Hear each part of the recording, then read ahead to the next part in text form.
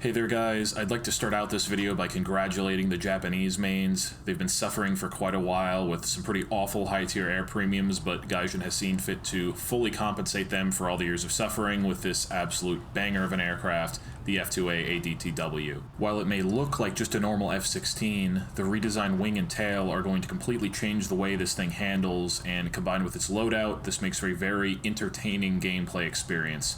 Also, to be clear, this aircraft is mostly identical to the tech tree version, with the main difference being the lack of Fox 3s. That being said, this thing isn't without its downsides. In particular, the main BVR armament on this aircraft is AIM-7Ms, not the upgraded AIM-7Ps like on the premium Hornets. I'll be honest, I really had not expected to feel that much of a difference between the two, but if you've put a lot of time into playing one of the FA-18C earlies, you're really going to miss having that data link. This presents quite a problem if you're up-tiered against 14.0s, which you will be encountering relatively often. I would describe the experience of engaging these sorts of aircraft in a BVR fight using AIM-7Ms as being similar to fighting a grizzly bear with a pocket knife. It's not an entirely hopeless situation, but it's going to be an extremely unpleasant experience at best.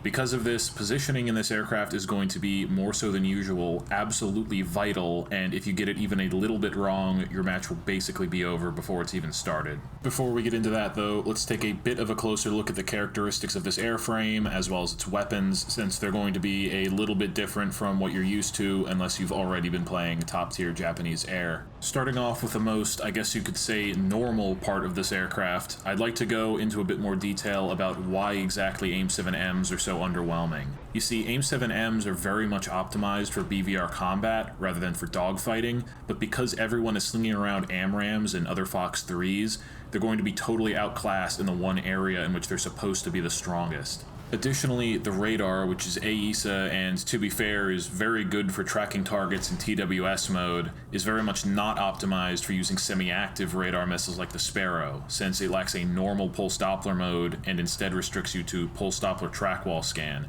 forcing you to manually hardlock your targets while in this mode. It occurs to me that what I just said may have sounded like a bunch of gibberish to some of you, so to dumb it down a bit, this basically just means you have to go through an extra step in order to lock onto targets, which is both extremely annoying and distracting. It also has a habit of sometimes just locking a different target from the one you have selected in TWS, which is just wonderful. Combine this with the fact that AIM-7Ms at the best of times have a habit of just simply not tracking their targets and instead flying off to God only knows where. This resulted in me eventually deciding to just keep my radar off most of the time and instead using my AIM-7s to hit targets which were within ACM range. While this might not sound very encouraging, your short-range IR missiles on the other hand are not only good, but absolutely exceptional. These are the infamous AAM-3s, and if you're not familiar with them, they're probably the best overall aircraft launch IR missiles currently in the game. They're similar at a glance to AIM-9M Sidewinders, being smokeless and having gate-width IRCCM. These missiles pull 40 Gs instead of 30, and what really sets them apart is that they have an insanely low drag coefficient, meaning that these things will just keep flying and barely be slowed down by air resistance. As a result, if a target is moving in a straight line, it's possible to hit shots from as far away as 5 or 6 kilometers as long as you have a little bit of altitude and speed on your side. And the gate with IRCCM will make it very difficult for them to spoof these missiles unless the enemy is correctly employing the flare then maneuver method. While that might sound pretty impressive, the real standout feature of this aircraft is going to be its airframe. At present, there are only 2 aircraft in the entire game that can beat this thing in a dogfight, and those are the Eurofighter and the Rafale. I'm not exaggerating when I say I did not lose even a single dogfight in the entire time I played this thing, which is definitely not something I can say about most of the aircraft I've flown out in this series. Like I mentioned earlier, this is basically an F-16C with 25% larger wings and tail surfaces, and while this may slow the aircraft down a bit and reduce its top speed, the extra lift it generates makes this aircraft much more maneuverable and improves low-speed controllability substantially, as well as allowing you to carry 2 additional missiles, of course. I don't think it's much of an exaggeration to say that this thing basically just does not stall. With the burner on and the flaps down, this thing remains not only controllable, but agile at speeds below 200 miles per hour, or 300 kilometers per hour, which is absolutely fucking nuts. Essentially, you're getting F-16 levels of energy retention plus F-18 levels of maneuverability, and the sweet spot you wind up in ends up being far better than either one individually, in my opinion. About half of the dogfights I found myself in were against Hornets actually, with most of the rest being flankers, and in no instance was it even close. This thing will absolutely tear the shit out of either one of those aircraft. So taking all this into account, what's the best way to play this aircraft?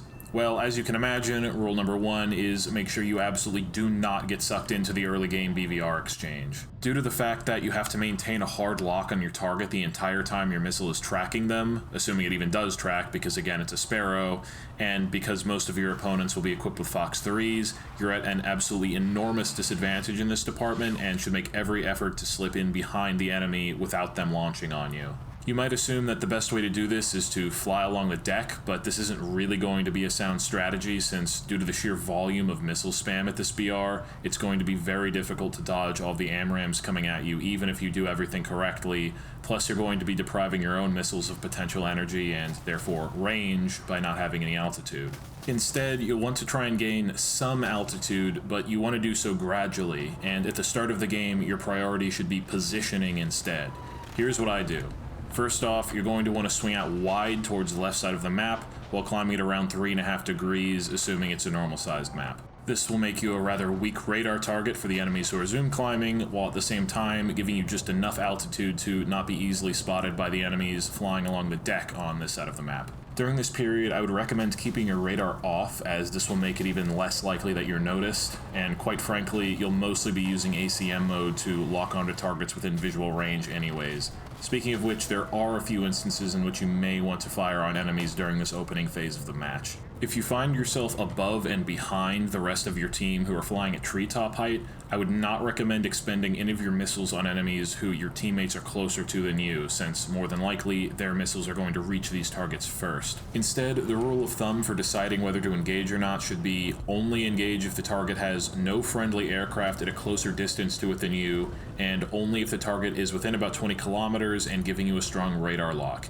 Otherwise, the chances of you actually getting the kill will be relatively low. Once you reach the row of enemy bases, you can start turning in towards them, and from here, there will be several different types of enemy targets you can start hunting for. Sometimes you'll encounter stragglers at high altitude who lost a bunch of energy notching missiles during the initial BVR exchange. If you can catch them off guard at short range with a Sparrow, they make for excellent XP pinatas. You may also occasionally encounter people who spammed all of their Fox 3s right off the bat, who are returning to their auxiliary field to rearm. While it may cost you some positioning to chase after them, I find these players are very likely to get salty when they get bonked in the airfield, and there's always some entertainment value in receiving some hate mail. Ideally though, what you should be hoping for is to catch the large concentration of enemies who come circling clockwise around the bases at treetop level. As it happens, your AAM-3s are probably the single best weapon in the game for dealing with these types of low-flying targets. This is because, in addition to their extreme range and the fact they don't set off the enemy RWRs due to being heat seekers, their seeker shutoff IRCCM means the enemies will need to maneuver in sequence with deploying countermeasures in order to spoof these missiles, which is almost impossible to do if they don't see them coming. Just spamming flares is not going to be effective. Once you're out of missiles and it comes down to guns, you're by no means out of the fight yet, and in fact, it's at this point when you're arguably at your most dangerous. Like I mentioned earlier, there are only a handful of 14.0 aircraft capable of reliably dealing with this thing in a dogfight, and in down tiers, you'll be able to quite literally fly circles around just about anything you might fight. Oftentimes, forcing an overshoot will be your best bet, since I find a lot of players will just refuse to turn their afterburners off, so by doing this, as well as by popping your air brake and pulling hard, you'll be able to slot in behind people nearly 100% of the time. And if you're worried about losing too much speed, well, don't worry, because the F-2 also has excellent low-speed acceleration, so once you're behind people, unless they haven't slowed down at all and have the foresight to try and run away,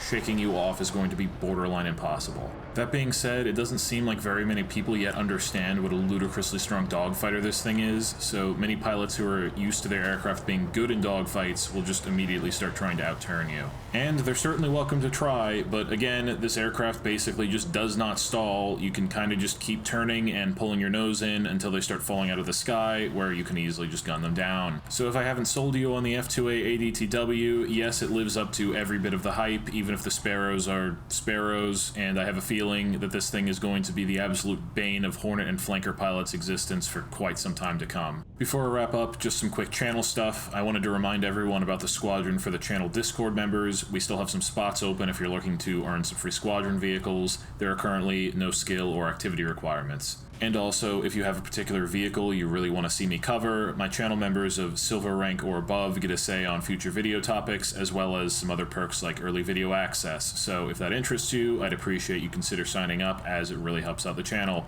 Thank you all for watching, and I'll see you guys in the next one.